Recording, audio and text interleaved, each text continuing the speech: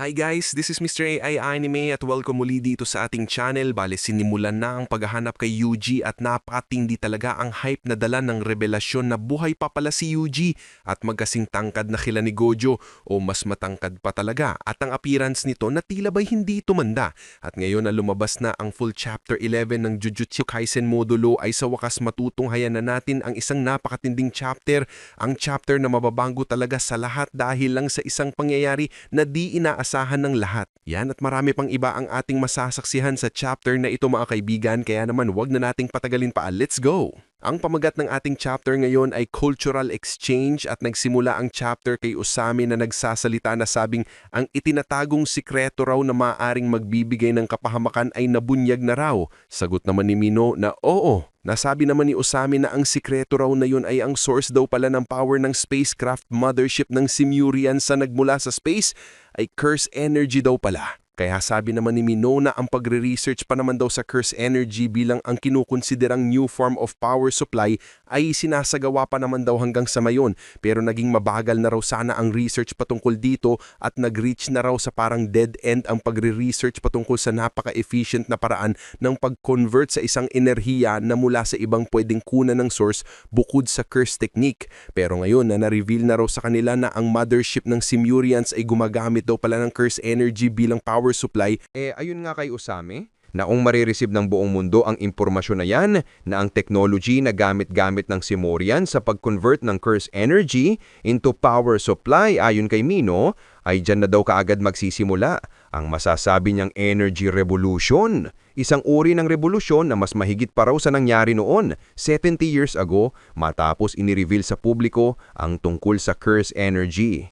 At ang tinutukoy rito ni Mino mga kaibigan ay yung tungkol sa pag-reveal ni Kenjaku sa curse energy dito sa US, wherein nakahikayat niya pa ang US mga kaibigan na mag-infiltrate during sakaling game para mangidnap ng mga sorcerers at gawing source of energy dahil sa curse energy na meron sila. Pero alam naman natin noon mga kaibigan na ginawa lang yun ni Kenjaku para patayin lang ang mga sundalo na pinadala ng ibang bansa at magsilbing source of curse energy para sa kanyang calling game.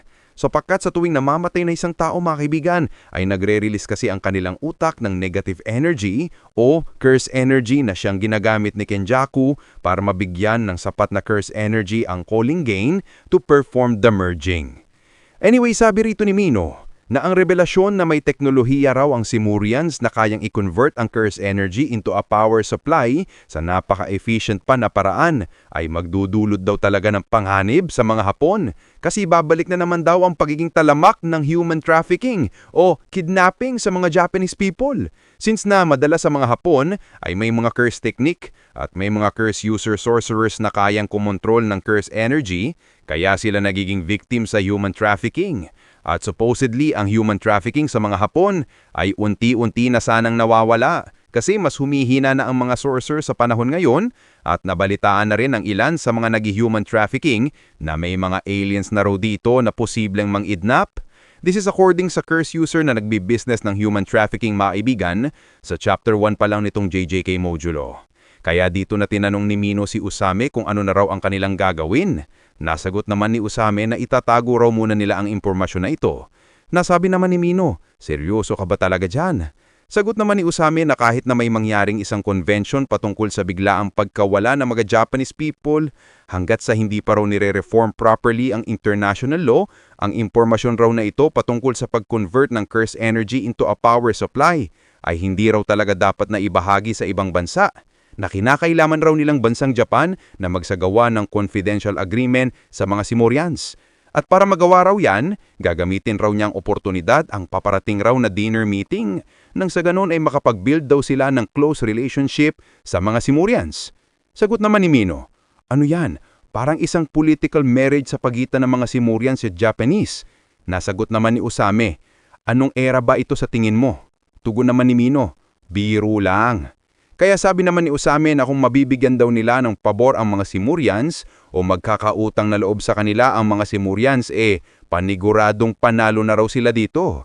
At ideally, gusto raw niya ng isang negosyasyon o kasunduan na nakikita o nahahawakan lang, isang negosyasyon na makakapag-benefit daw sa kanilang dalawa, mga Simurians at Japanese, in a long run. May tumawag naman kay Mino kaya sinagot niya ito na, Yes, si Mino ito. Nagulat naman si Mino nang biglang sumigaw si Yuka na sabing, "Ako ito, si Yuka." Dito kay Yuka mga kaibigan ay sabi niya na napagpasyahan na raw nila na ang dinner meeting ay isang takoyaki party. At saka tapos na raw si Cross at si Maru sa pagtitaste testing in which ay makikita naman sina Cross at Maru na todo kain talaga pati si Tsurugi.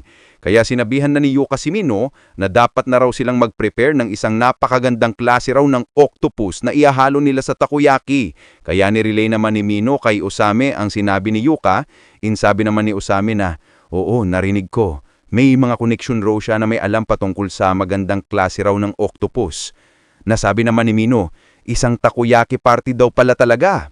Matapos sumunod na panel dito sa isang beach, makikita itong isang middle-aged man na nagsasalita na sabing, "Ilang legs raw ba ang meron ang isang octopus?" Sagot naman ni Tsurugi, kasama si Maro, 8. Sagot naman ng lalaki, "Ha? Ang octopus ay may isa lang dungleg." Bagay na nagpagulat naman kina Tsurugi. So ito pala connection ni Usame na tinutukoy niya mga kaibigan na sabi pa nito na ang octopus daw na isa lang ang leg ay tinatawag daw na monopod. Isang deformed variant daw ng giant Pacific octopus na nakapag-adapt na raw sa kanilang local environment. Nasabi pa niya na ang mga octopus na ito ay sinilang naman daw na may 8 legs, pero over time ang 7 legs na yun ay unti-unti raw nagliliit at nagme-merge daw sa isang leg. Na naintindihan ba raw ni Tsurugi kung anong ibig sabihin nito? Sagot naman ni Tsurugi, "Huwag na po kayong magpaligoy-ligoy pa. Sabihin niyo na po kung anong pinagkaiba roon sa iba pang pugita." Dito naman tuwang-tuwa na paliwanag ang lalaki na sabing, ibig sabihin niya na ang flavor daw ng octopus na nahati sana sa 8 legs ay na-concentrate daw turoy o naipon sa iisa lamang na leg.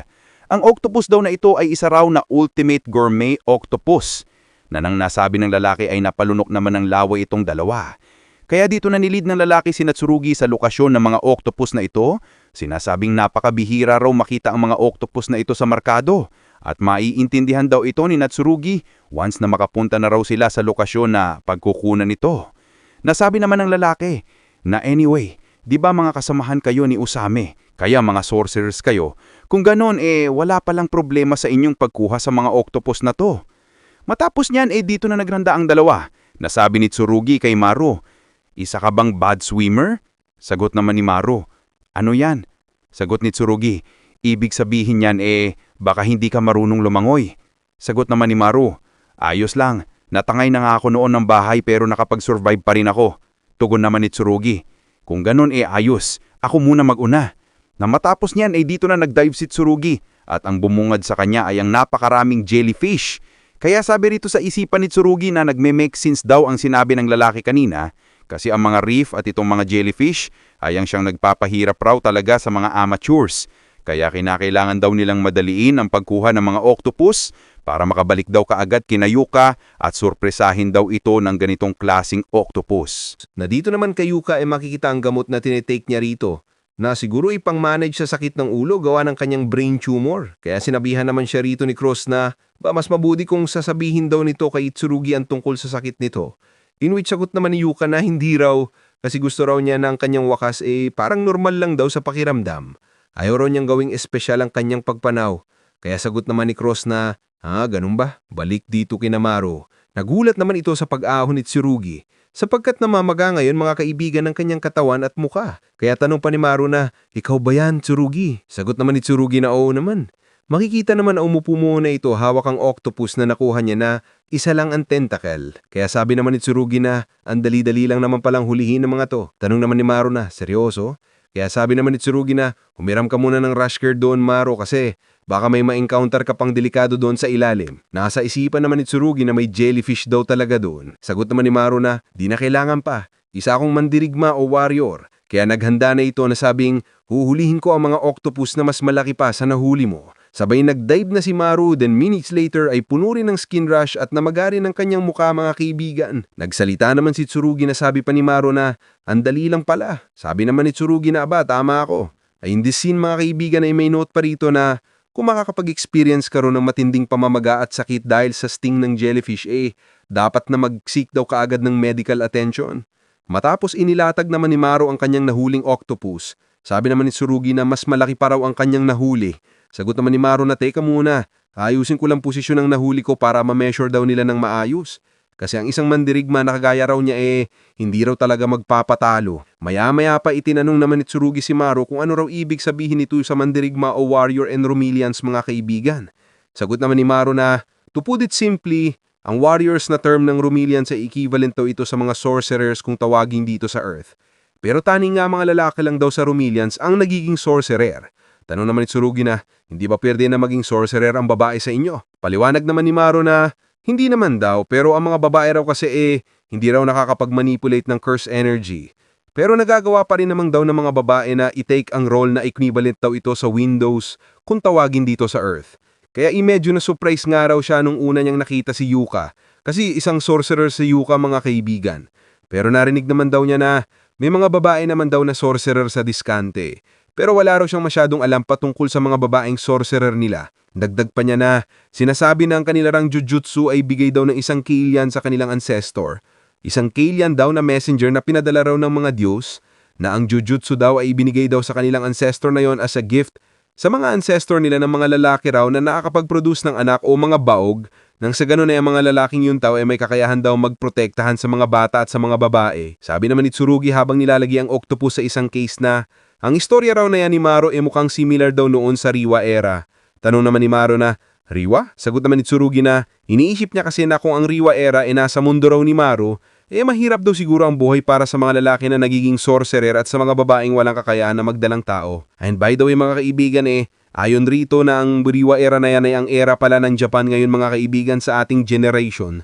Kaya sagot naman ni Maro na, pasensya ka na, binigyan kita ata ng maling impression sa amin kasi para raw sa kanila mga Romilians kahit hindi ka raw isang sorcerer o wala kang kakayahang magdalang tao, still, nire-respeto ka pa rin daw nila at pinoprotektahan ka pa rin nila. Nakagaya na lang daw kay Jabaloma. Nasagot naman ni Tsurugi na yung mukhang alien talagang itsura. Tanong naman ni Maro na ganun ba talagang itsura niya? So wala palang curse technique itong si Jabaloma mga kaibigan. Sabay makikita rito ang isang scene na kung saan ay nagkakaroon ngayon ng conversation si Jabaloma at Osame. Balik kina Maro. Sabi naman dito ni Maro na sa tingin niya ay dadalo raw talaga sa cultural exchange ang mga babaeng Romilians. Pero hanggang ngayon ay naaawa raw siya o nafe-feel sorry raw siya sa kanilang mga babae kasi nagiging uncomfortable na raw sila sa pananatili sa ship. Daw ginagawa lang nila ito mga kaibigan para protektahan ng mga babae. Sagot naman ni Tsurugi na mukhang male-centered lang daw talaga si Maro o overprotective lang daw sa mga babae. Pero naman daw niya masasabi na naiintindihan niya si Maro sa bagay na yan. Sabi makikita itong isang flashback na nung bata pa sila ni Yuka mga kaibigan na kung saan ay umiiyak rito si Yuka habang hawak-hawak naman ni Tsurugi ang kamay nito. So sabi naman ni Tsurugi na hindi naman daw sa ina-assume na niya na ang isang tao ay mahina. Pero hindi niya raw talaga kayang matanggap kung ang taong yan ay masasaktan na. Dahil raw dyan ay makapag-isip-isip ka raw talaga sa kung sino raw talaga ang mahina. Ikaw ba yung nakakayang makita ang tinuturing mong mahina na masaktan o ang taong itinuturing mong mahina? Bagay na nagpatawa naman kay Maro na sabing oo nga. Matapos ang conversation na yan, ay dito naman sa isang overlooking place ay nagsimula na ang cultural event at makikita itong mga babaeng Simorians mga kaibigan na mga Simorian bodies na masayang kumakain. Matapos yan ay dito naman sa isang kitchen na kung saan ay ipinakita itong babaeng nagngangalang Tomoe Kyota na ang nutrition teacher pala ng Jujutsu Tech ay nagulat naman ito kasi ang main dish pala sa cultural event na to ay isang takoyaki party na ang akala niya ay nandirito lang siya para gumawa lang ng iilan lang ng mga takoyaki. Sabi naman ni Yuka na, pero Miss Tomoe, hindi mo naman gustong umalis, di ba? Kung hindi pa natatapos ang lahat ng mga lutuin dito. Pagalit namang sagot ni Tomoe na, huwag mo nga akong sabihan ng ganyan. Na nakakainis daw kasi na kung kailan papatapos ang kanyang trabaho may trabaho na naman daw siyang gagawin. Kung kaya't ibinigay na ni Tsurugi ang octopus na sabing pakiusap, ipahandle nyo na lang po ito sa mga Simorians o ipahandle na lang daw sa mga Simorians itong mga octopus legs. Tanong naman ni Tomoe na, teka, octopus legs, ba't isa lang ang leg ng octopus na to? Na okay ba raw talaga itong lutuin? Kaya paliwanag naman ni Maro na monopod po ang tawag nito. Ang pangalan ay base raw sa isang batting style mula sa isang baseball player. Sagot naman ni Tomoe na, so safe band ayinin yan? Dahil sa binase ang pangalan na yan sa baseball player, na ayos lang ba raw itong si Maro? Matapos niyan, dito naman kina Osami ay sabi naman nito na ang method daw sa pagtanggal sa sumpa na nakalagay sa kapatid na babae ni Dabora.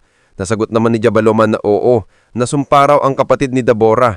Isang uri raw ng sumpa o curse technique na tinatawag na death curse, na ikinas daw ito ng clan leader ng Diskante sa kapatid ni Dabora.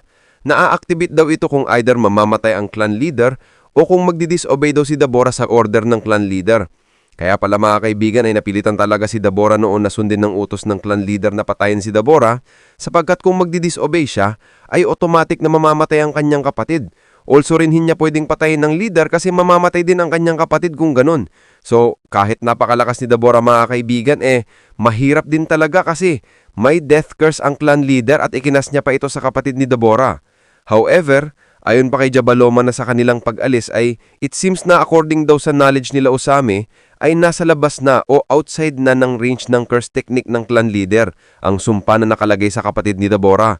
Pero para mas maging safe daw, ay naghahanap sa raw sila ngayon ng paraan na matanggal lang sumpa na yan. Kaya gusto raw nilang malaman sa kung ano raw ang opinyon ng mga Japanese sorcerer sa problemang ito. Nasabihan ni Jabaloma ay dito na naalala ni Mino ang sinabing ni Usame sa kanya na kung magkakaroon daw ng utang na loob sa kanila ang mga Simurians ay tiyak na makakount na raw yan na pagkapanalo. Kung kaya sabi naman dito ni Usame na sa Africa raw ay may curse tool daw na tinatawag na Black Rope na kayang mag-nullify sa kahit na anong curse na kung ma-obtain daw nila ito ay posible raw talaga nilang matanggal ang curse sa kapatid ni Dabora.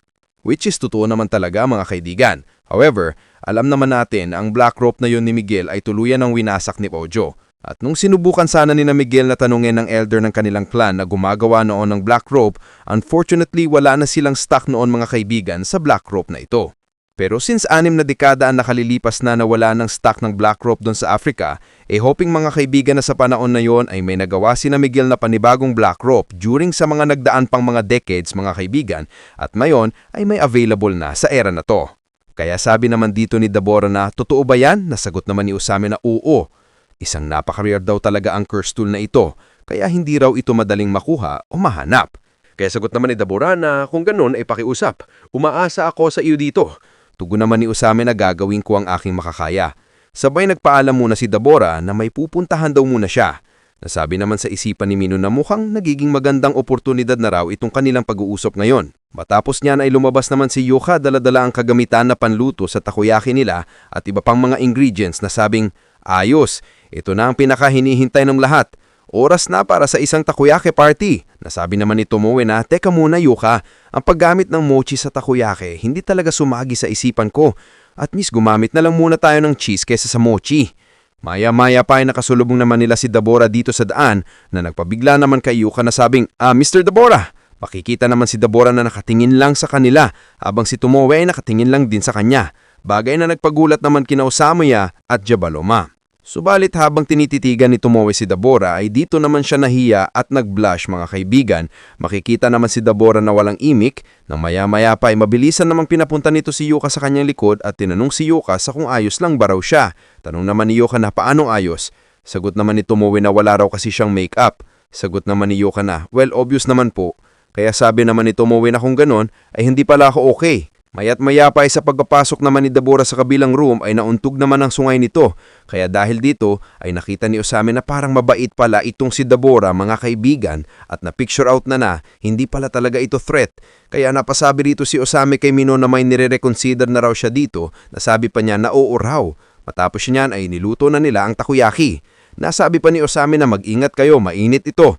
In which makikita naman si Jabaloma na napaso ang bibig. Kaya sabi naman ni Usame na, sinabi kong mainit. Kaya sabi naman ni Cross na mukhang ang concern nga raw nila kanina ay hindi na raw pala nangyari. Kaya sagot naman ni Surugi na, oo nga, akala ko nga magiging disaster daw talaga itong takoyaki party, but it turns out na ayos lang daw pala ito. Nasa isipan naman ni Surugi na as expected daw kay Usame, na magaling daw talaga ito sa mga ganito. Sabay sabi naman ni Surugi kay Cross na sa susunod kayo naman ng mga Romilians. Sagot naman ni Cross na parang dumagaan ang loob mga kaibigan na oo. Matapos nilipad naman ang eksena dito sa Nanox's mothership na kung saan ay sabi naman ng mga tropa ni Oski na sa susunod ay sasali na naman tayo sa cultural exchange at sa iba pong event. Sagot naman ni Oski na kayo lang, wag niyo akong isama. Maya-maya pa ay may tumawag naman sa kanila na sabing, Oski, pumunta muna kayo rito. May nangyari raw kay Tandang Boro. Kaya pinuntahan nila ang area na kung saan ay makikita itong elder ng Simorians na si Boro pala ang pangalan na nakaluhod. Natanong pa ni Oski na anong problema tanda? Sagot naman ito kay Oski habang makita ang luha na tumutulo sa third eye nito. Na wikang, Oski, Kaya sabi naman sa isipan ni Oski na luha na tumuturo sa third eye, in which tinanong naman niya si Boro na ano bang nangyari. Sabay nilapitan niya si Boro na sagot naman ni Boro na masama ito. Delikado ang mga taong yun. Nagtaka naman si Oski na sabing, ha?